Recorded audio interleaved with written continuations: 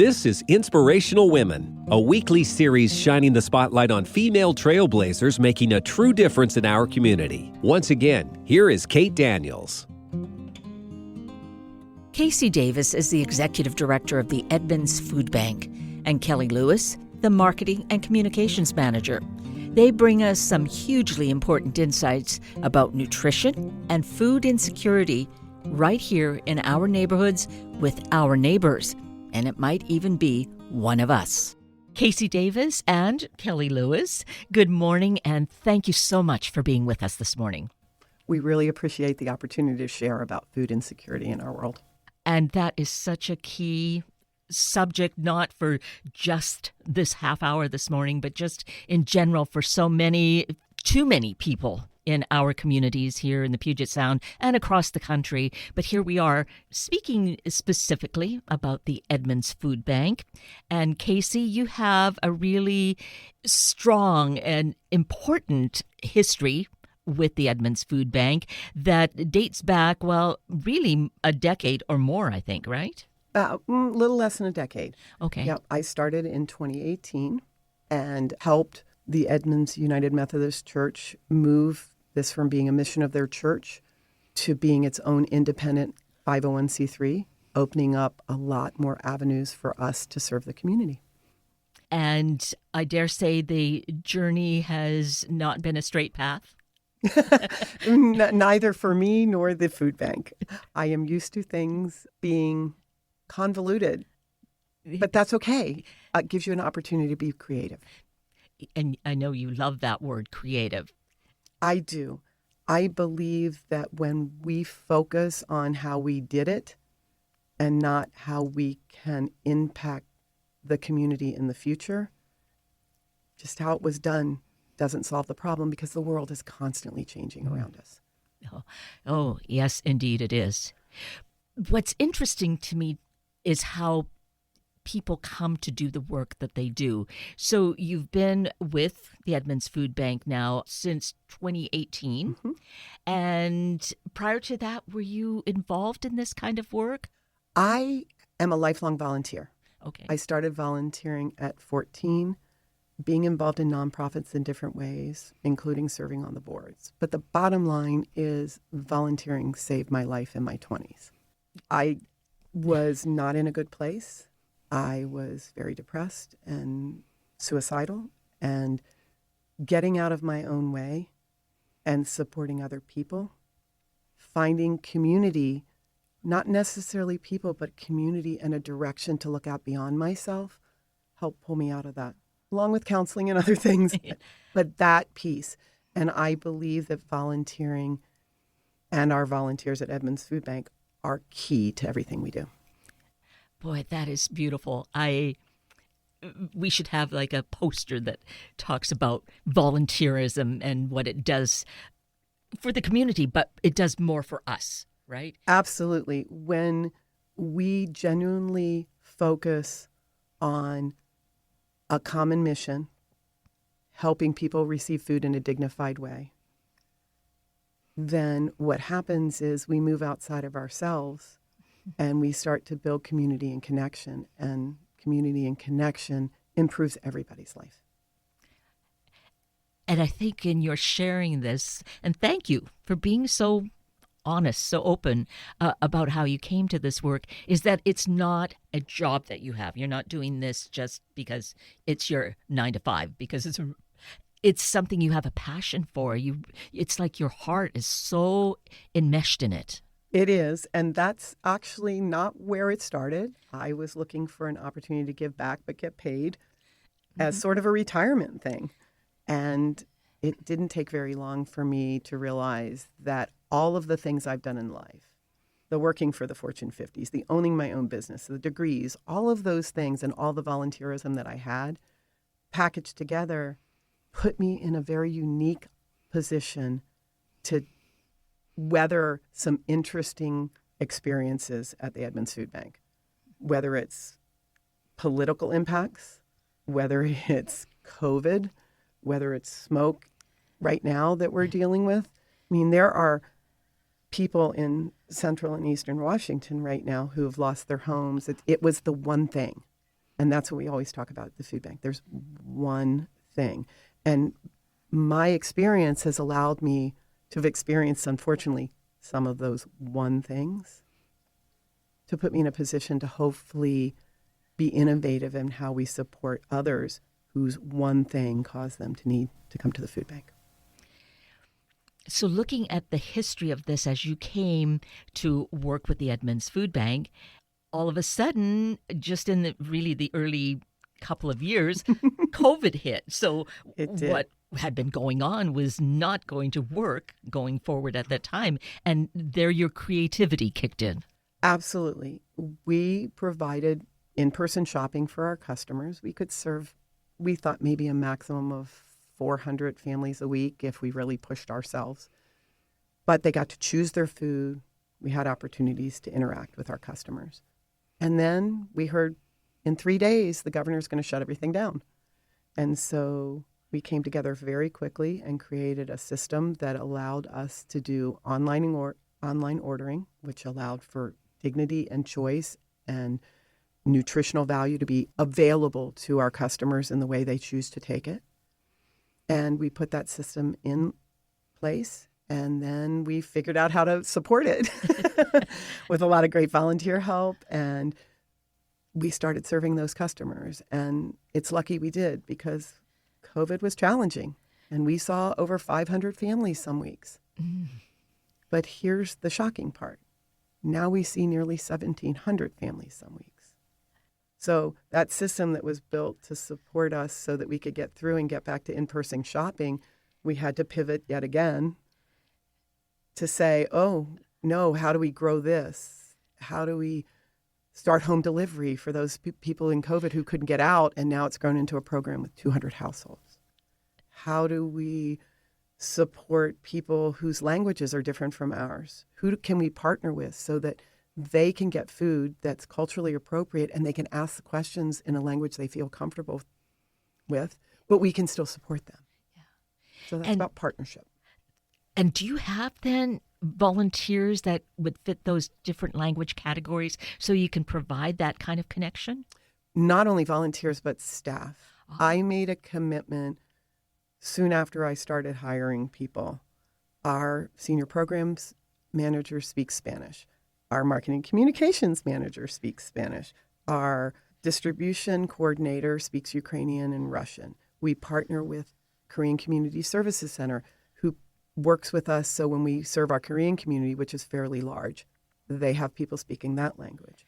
We have Latino Educational Training Institute, so we have staff that speak Spanish, but also we partner with a group that speaks Spanish and offers other services. Washington West African Center, where they speak French, and an entire collection of dialects that are not available to us.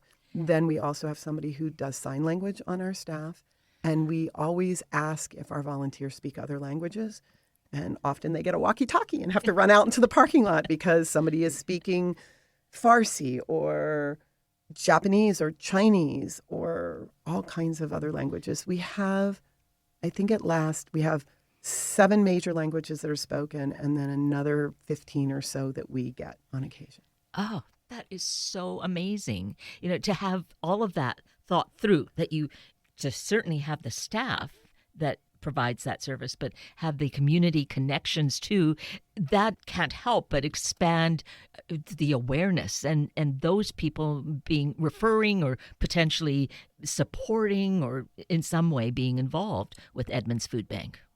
Yes, our goal does not end at someone coming through the door to get food. Our goal is that through them coming to get food, we open a door to the next step that allows them to move beyond us. Mm-hmm. That's our whole mission. I say on a regular basis, my ultimate goal is that we're not needed. That in a country where we waste 40% of the food that is purchased in this country, we figure out a better way.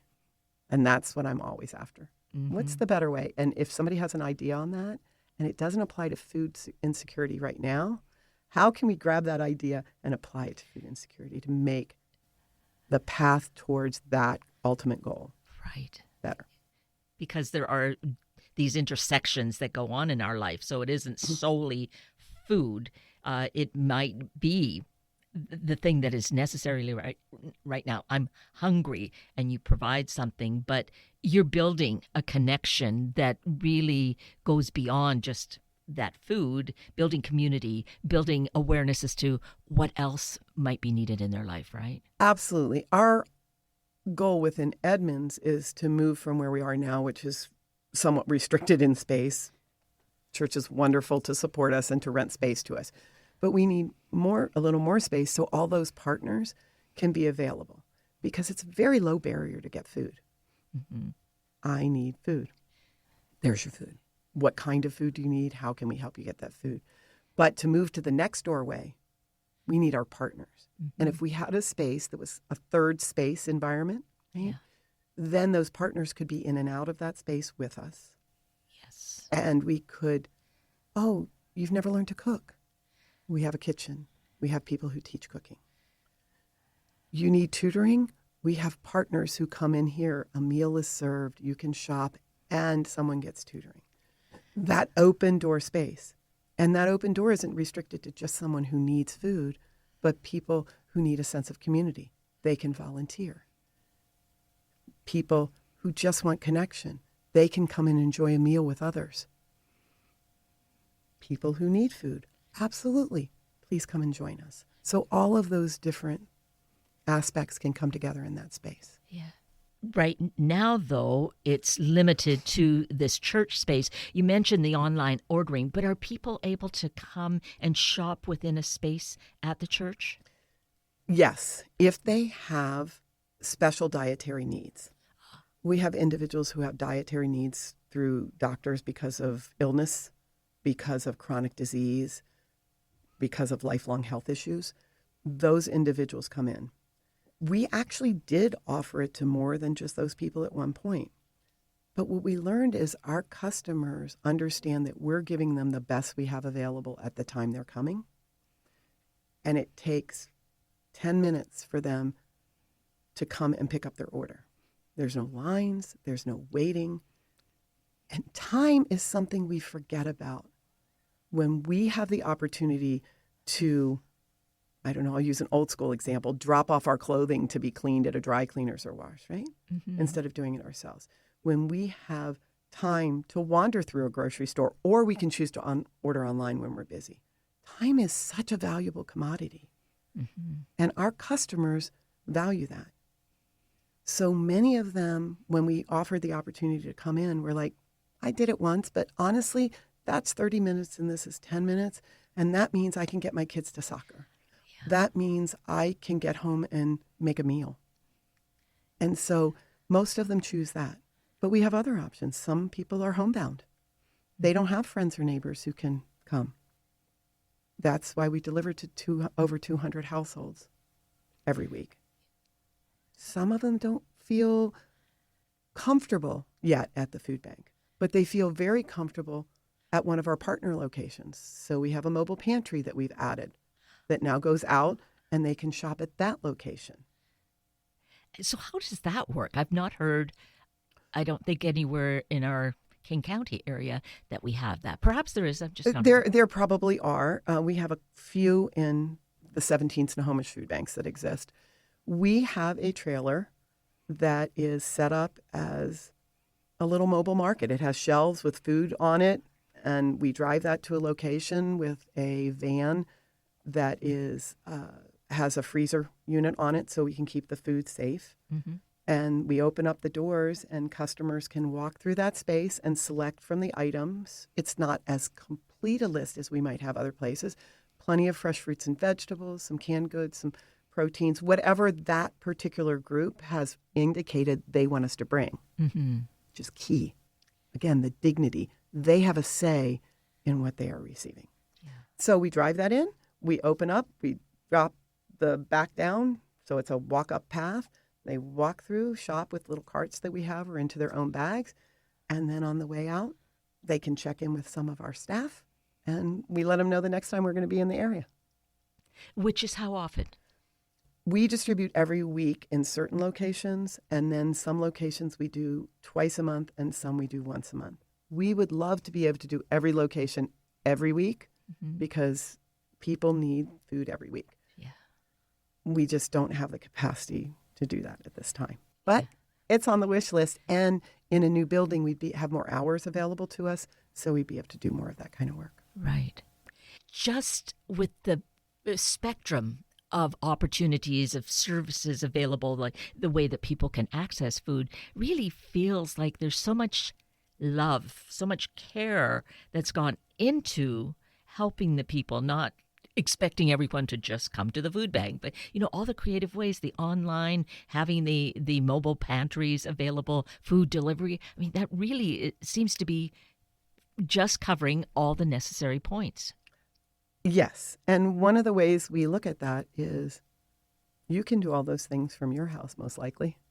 You can have food delivered to you. You can go to a grocery store.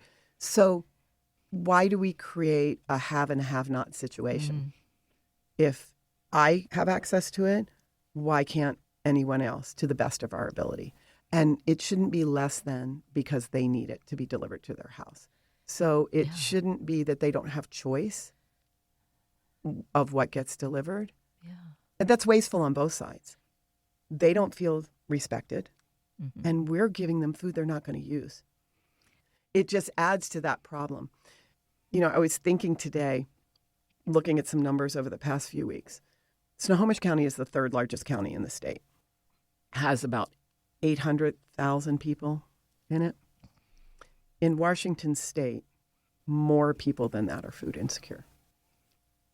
The food insecure in this state would be at least the third largest county if you took all those people. Yeah. And here's the hidden truth.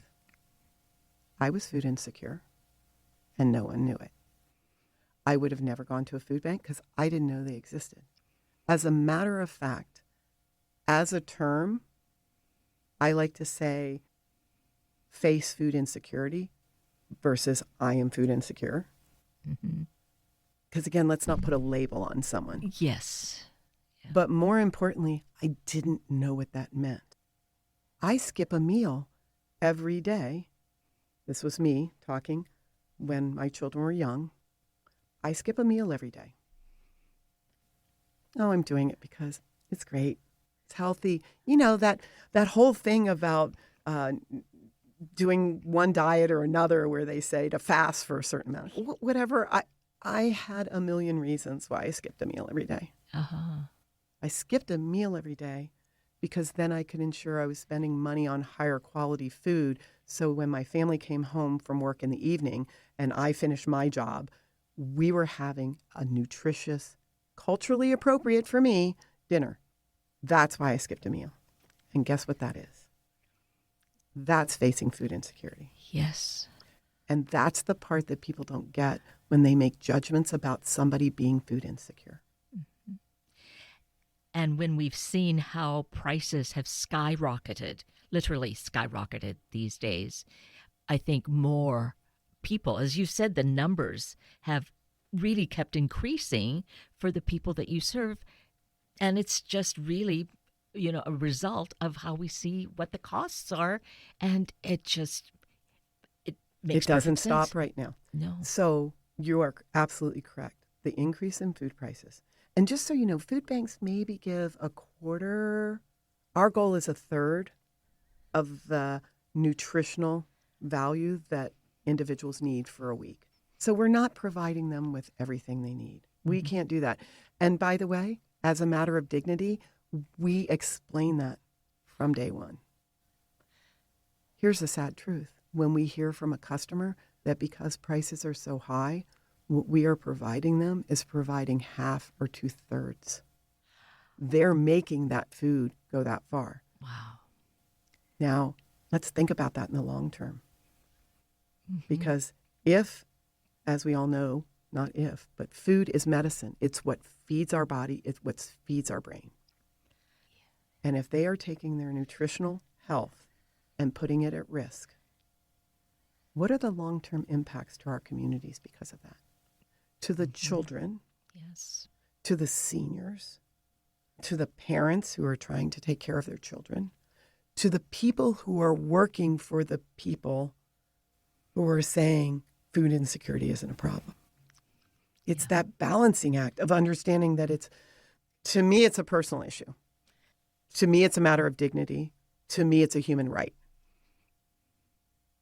But in society, in the world we live in right now, where everything is driven quite often by dollars and cents, we know that feeding somebody today has an entirely different impact on the economy than not feeding them today. And it's a huge positive to make sure that they're well-fed so that they don't have chronic disease, so they can continue to work for the company that somebody wants to make money at, so they can continue to have an opportunity to raise their children so that they're around when their grandchildren are born. And these are things that we are ignoring as prices of food continue to skyrocket beyond most reasonable people's ability to make it X percentage of their budget. Yeah. And you just really expressed that so eloquently, Casey. Seeing this big picture. Sadly, too many people are not looking at that. They just see these kind of just narrow channels of the way things operate, or they want them to operate. But you're stating it in such a way that we need to see it. Every single person is that important piece of the puzzle or the important link in each chain. Otherwise, it all falls apart. Right. And especially for the kids. Yes. And we can talk, and schools try really hard to get food to kids. But if it's not something that the child recognizes as something that fits their cultural experience, it's hard for them to understand at any age. And I don't want to get this to be a race thing, because that is not what I'm talking about. And I'd like to be really clear on that. I have food because of where I was raised and how my parents were raised that to me gives me comfort, that I know how to cook, that right now, if I think of those foods, you can see I'm just smiling at them. And if you think of that food for you, or Kelly thinks of that food for her, there's going to be a smile in their face. Mm-hmm. That meal that my guardian or my parent made for me when I had a bad day, and I went, that's culturally relevant. I am not Italian, but for me, that is spaghetti. We have customers who are Korean, and for them, that is making sure at their distribution, Napa cabbage is there because they use it in a huge number of their dishes. That is different kinds of peppers for our Hispanic community versus our Chinese community versus our community of people who have spent most of their lives here versus a Native American community. Every one of them has a pepper or other spice that is significant to them. Mm-hmm. We need to remember that in how we serve people and respect that. And by doing that and adding that, we go from kids who don't eat meals to children who are well-nourished. And that's one thing we can do uniquely different, say, from a school lunch program that is more set. It's a great program, but does it address that need? Right. Well, hopefully you're able to be working with the school communities in Edmonds, and then it kind of ripples out beyond. We have a great program that started a couple years ago. We work with a number of the schools, whether we do pop-up pantries there. One that I love is at one of the alternative high schools, we actually have a grocery store. There's shelves. Every week there's a delivery. We used to deliver it and stack it and put it out. Now we just deliver it in boxes because they have kids from different programs that stock the shelves. Perfect. Everybody can come in. But when I talked about that 800,000, now 900,000 people in Washington State who face food insecurity, mm-hmm. and that number is artificially deflated, I mean, it's low. When I was touring that space, as we were talking to everybody a couple of years ago, a teacher and a janitor walked in to see what was going on. And I'm chatting with them, and they're looking at the food and looking at me and looking at the food. And I said, this is a food bank program. You are aware that everyone here, every teacher, every employee, and every student is welcome to get food from here. And I won't go into the whole conversation, but it was one of shock, surprise, and an admission of need. The numbers are not as high when they're stated as they are in actuality, because I never told anybody I was food insecure. So here I am as one of those people that's not in that number. That's what we have to be concerned about. Yes. And sadly, time is rushing away. It's not our friend. There's so much that is so great, and we may need to have a follow-up conversation to get into we some would other... love to come back and do that again. We will do that. So for right now, how can we as a community help the Edmonds Food Bank? The first thing I will say is everybody can help. We don't just need, although we love a major donor. There are people who donate just a few dollars a week because they feel passionate about the food bank. So there's all levels there. From a volunteer perspective, we love our volunteers, and we also treat them as volunteers, not unpaid workers, in the sense that they don't have schedules that they have to show up every week or any of that. So getting in contact with us through our volunteer program, we show you around. You get a chance to see the building and where we're working and find out if it's a good fit for you. And some of those people come in and help count money. Some of them show up at the market and work at our SNAP program. Some of them come in and shop for other customers. Some work an hour a week or an hour a month. And some work, one of our 98-year-old volunteers works, he's just back, and he's excited to be back to working almost 20 hours a week in the next few weeks. That keeps him young. It does. So what I'm saying is there's such a broad opportunity. Okay. What we look to do at Edmonds Food Bank is find out where you are and meet you there. That could be with a donor, a volunteer, or a customer. It's always our goal to meet you where you are and then advance both of us. And to get more information? You can go to edmondsfoodbank.org, look around our website that Kellie manages. It has a lot of great information on it about donating, volunteering, our upcoming capital campaign information, how to do tours, all of those things. I think the biggest thing in the end anybody can do is become informed and then share what you learn. Well, you certainly have done that, I think, with your life, the way that you have expressed it with us this morning, Casey. I really appreciate all that you've shared. It's so impactful. And Kellie Lewis, we didn't have a chance to really connect this morning, so that's why we'll have to have another do. Absolutely. Absolutely. Okay. Well, thank you so greatly. It's amazing work and obviously filling such a need, and the numbers are just increasing, so you're in this for a longer haul yet. We are. Thank you so much for taking time to shine a light on what we do and on our customers and how important it is to pay attention to them. Thank you for being here this morning to meet these special guests who are doing so much to make a difference in the lives of so many people, including themselves.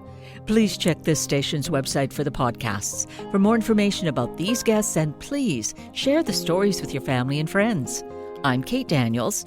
If you'd like to connect with me, simply send me an email, katedaniels@hubbardradio.com. And I leave you with this thought.